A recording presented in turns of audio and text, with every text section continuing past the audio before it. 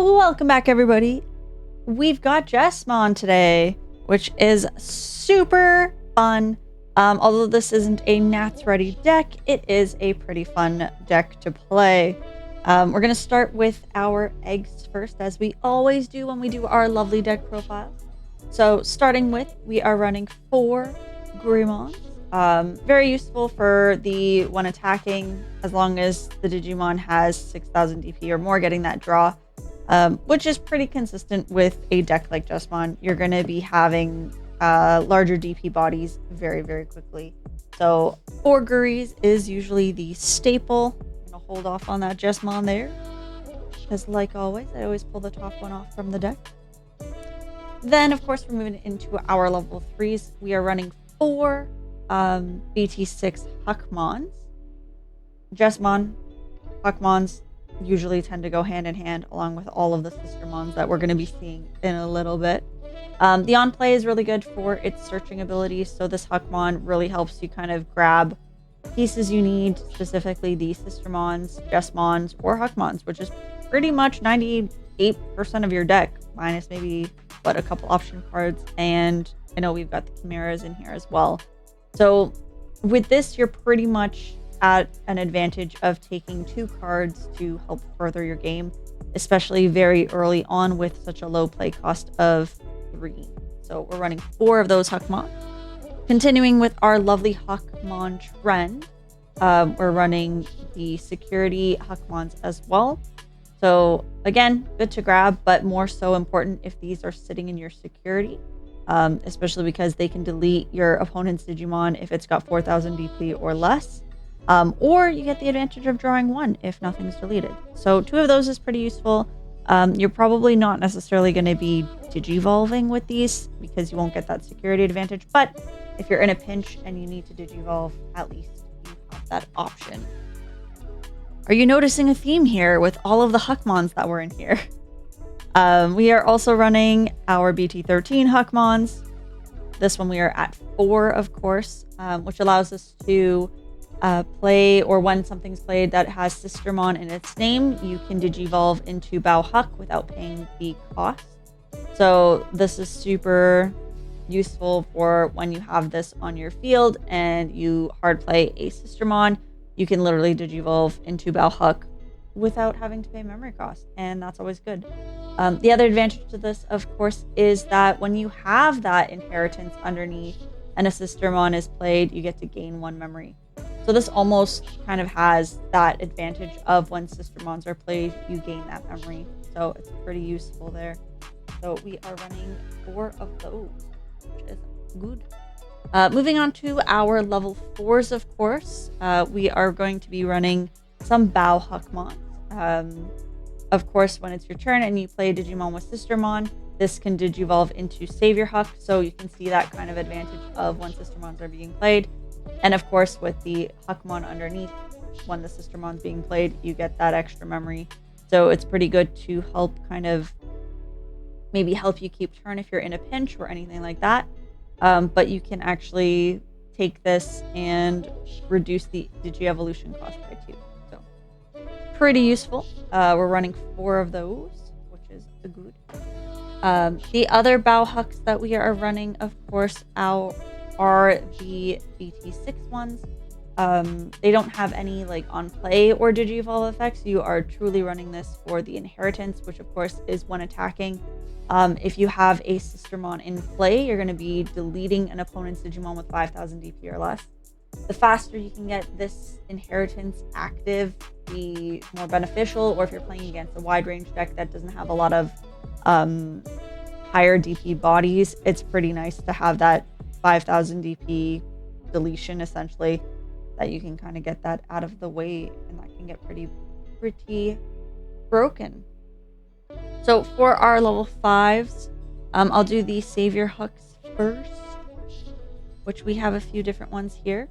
So we are running a set of 4 Savior Hucks here, which of course these are the when you're Digimon with Sistermon, you can digivolve into Jesmon with the reduced Digi-evolution cost. You can reduce it by 2. So this is your kind of bigger body to get you right into Jesmon as fast as you can. Because that's what we want to do. We want to get into Jesmon. And of course, the inheritance of, as long as you have a Royal Knight in its trait, you can play out a Sistermon from your hand or trash without paying memory costs. So you get that free Sistermon out, which then triggers kind of the gaining memory from your previous inheritances there. So always good to have for Savior Huck. And because it's Jesmon, it does rely a lot on Huckmon. So again, being able to grab your pieces from that level 3 searcher is always super awesome. The other one that we're running for Savior Huck here, we're only running 2 of, which is your simple 1 Digivolving. You can play a Sistermon from your hand without paying memory costs. So kind of similar in the sense of grabbing hand or trash, but this one is specifically just hand, but getting that Sistermon out again. And of course, it's when attacking once per turn. If you have a Sistermon in play, you can unsuspend the Digimon, which is great if you have this underneath Jesmon and a Sistermon is played and you've just swung with your Jesmon. This gets to restand and you can essentially swing again if you want, which is really good. Now the Chimeras are a little interesting because normally when we think Jesmon, we're like, it's just Sistermon and Huckmon, Jesmon. Chimera is a really good staple to have in here because you can actually DNA from your Sistermons into Chimeramon.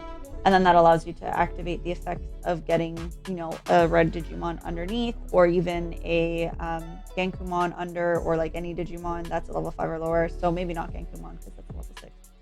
But you can effectively get another color or possibly 2 underneath here if it's a 2-colored Digimon, and then get extra DP reduction to your opponent. So pretty useful if you're in a pinch, and you can go from there. And then we're moving on to our level 6s. Of course, we have a Jesmon, because what would a Jesmon deck be without Jesmon? This is the BT-14 one. So this just allows you to choose any number of your opponent's Digimon that add up to 6,000. But for every other Digimon that you have on your field, you can add 2,000 to this maximum number. So this Jesmon in particular can really help you clear a board, especially for your opponent. If you have your board spread with all of your Sistermons on the field, plus, maybe you have a couple extra Huckmons on the field, but once you have all of your Sistermons out, that's going to get to a really big DP number, which can get pretty broken. So we only run 1 of those right now because we have to fit, of course, our Jesmon X antibodies, which allow you to Digivolve for 0.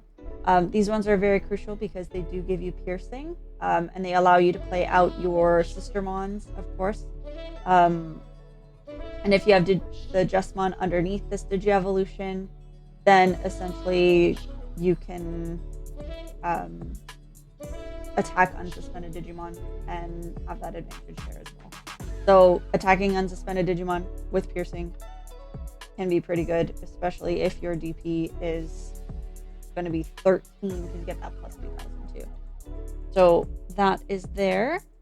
And then of course we have Jesmon GX, which we'll come to in a minute, but we also have our Gankumon, which are pretty good when you start pairing them with the Jesmon GX, because effectively you can either have this as your main level 6 if you're in a pinch, or this can go underneath your Jesmon GX and cause a lot of good chaos with its Digivolving effect. So it does have blocker when it's on the field, but effectively when Digivolving, you can again play a Sistermon, get those bodies out. So effectively with this, if you have a Sistermon in play and you have this underneath, everything gets plus 2,000, and your opponent can't return or cause effects to send this to the hands or to the deck. So it has to be effectively either deleted or maybe even chaos degradation off the field. But if it goes back to hand, it can't do it. So that is your level 6s. And then on to our lovely level 7. Jesmon GX are your staple level 7s. So placing any Royal Knight that has a Royal Knight in its trait underneath this card that has a play cost of 13 or less, which means you can send Genku, you can send Jesmon, you can send effectively anything that says Royal Knight on it. So pretty good, which allows that. And then you can get Blitz. And then, of course, with the Blitz, you then get your Royal Knights of Piercing and Blocker and Security Attack +1. So it's pretty good if you're kind of going into it and turn is going to pass, because you effectively can get not only the blitzing into a Digimon, but you also get the piercing with 2 checks. And then we end up with our body of Sistermons. There are a lot of Sistermons here because all of them are significant to the deck. Each one having its own little traits, so timing things is always good to kind of figure out. Sistermon Blanc, of course.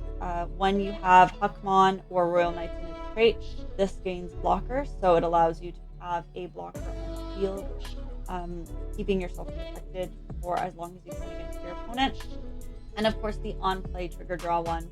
So if you're in a pinch and you need to look for something, you can with this, or you can pull it out from your other Digimon that allow you to play Sistermons for free. You have this out on the field, you get that draw 1 automatically without having to worry about anything really, and it comes for free without having to pay the memory cost. You have your other Sistermon Blanc here. We're running 2 of them as well. This one allows from trashing 1 card in your hand to draw 2. So you have that advantage again, because you can pull Sistermons from the trash or your hand. You can always trash Sistermon, and then draw 2 to help you kind of filter through and see what you need to get to your Jesmon or your Jesmon GX. This also allows you to gain decoy. So if anything's deleted, you can delete this Digimon in its place, which is very useful if someone's swinging into your suspended Digimon. You can have that decoy ready to go, so that way you're kind of protecting yourself a bit further. Boop-a-doop. We've done this one too. Then you've got your Sistermon CLs, so 3 of these ones. On play, if it's your turn, your Digimon may Digivolve into a Digimon with Royal Knight for its Digi-Evolution cost, so it's pretty good to get things moving very quickly and moving the board forward.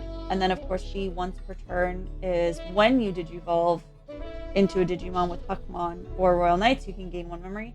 So this also can help kind of keep your turn a little bit longer than you need to. So that is always good. The other Sistermon sale we're running here, of course, is just your simple on play gain 1 memory. So for a cost of 4, it essentially becomes a cost of 3, which is kind of fun. And then anything that has Royal Knight or Huckmon can gain 2,000 BP. So with this and Jesmon and bringing out Sistermons, you can effectively gain memory and maybe pull back a turn, so that way you can have that turn longer. And our final one is our Sistermon CL, which gives you Reboot. This is always not only useful for its on play of searching, so revealing the top 3 cards of your deck and grabbing a Huckmon or a Royal Knight, but also as long as you have Huckmon in the names or Royal Knight in their trait, you can get Reboot. Very useful for your Jesmon GX. You get to restand it, and you get that blocker for that following turn that your opponent's going to be facing. So those are also very useful. And lastly, we have our option cards. We're not running any teamers in this deck. It doesn't really need teamers because of the amount of stuff that the Sistermons do and the Huckmons do. So you could have a memory setter teamer in here if you want, but based on how much memory you're going to be gaining from your inheritables, you're probably not going to feel like you need it a lot.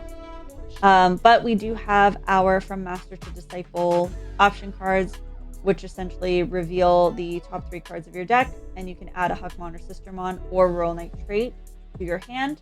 The rest go into your trash, and this goes into your battle area. And with the delay, of course, is you can reduce your Digi-Evolution cost by 1. From security, this effectively does the first half of the effect, and then you can trigger the delay after on your own turn. So it's a useful card for getting that sort of, that A, really easy search because it's a cost of 2, and B, that Digi-Evolution reduction, which is always nice when you're dealing with a deck that you want to try to get to your big body as best as you can. But effectively, that is the Jesmon deck. So hopefully you had fun checking this out. This isn't really a Nats Ready deck, but it is definitely a fun deck to play.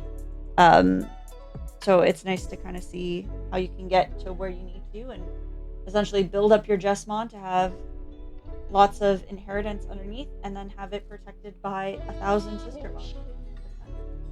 So hopefully you enjoyed that, and we'll see you at the next deck profile. Bye!